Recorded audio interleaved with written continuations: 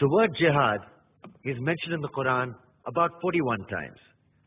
The words mercy, peace, and compassion are mentioned about 355 times. Yes, come in.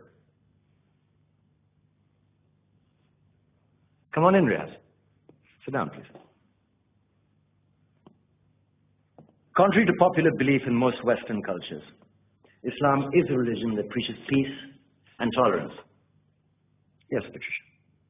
If Islam truly is a religion that preaches peace, and how come the world's most troubled spots, the West Bank, Afghanistan, Pakistan, Iraq, they're all plagued with Islamic terrorism? Well, that depends on your definition of terrorism. Some might argue that the U.S. invasions of countries like Iraq and Afghanistan are also acts of terrorism. No, those were acts of war to get rid of despotic regimes. Or a means of getting at a country's oil. Conspiracy theories. Well, May I? Yes, please. Go ahead, Dress. Mr. Khan is right. I mean, if we're talking about terrorists, the world's biggest terrorists are the white superpowers. Come on now. No, really. Stop and think about it. Explain 9/11. Okay. Do you know how many people died in the Twin Towers strike? Around 3,000.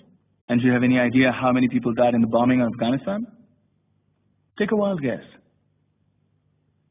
More than 15,000 people died. And that's just conservative figures. About 50,000 tons of explosives were dropped on innocent civilians. Men, women, children. Yeah, but that was because of the Taliban. Now that you brought it up, did you know that the Taliban was a creation of the CIA to fight the Russians? Whatever. They were still harboring terrorists. Yeah, right. Terrorists that were never found. Just like the weapons of mass destruction that were never found in Iraq. Do you want to get into the death toll in Iraq? 500,000 civilians and counting.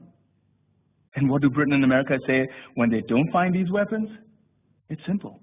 They just say sorry.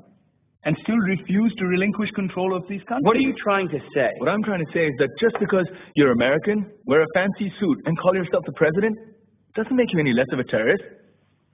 I'm saying that if you don't stop meddling in other people's countries, you will face a backlash. If Muslims like you feel that way, then why don't you get out of our country? We will. As soon as you promise to leave ours.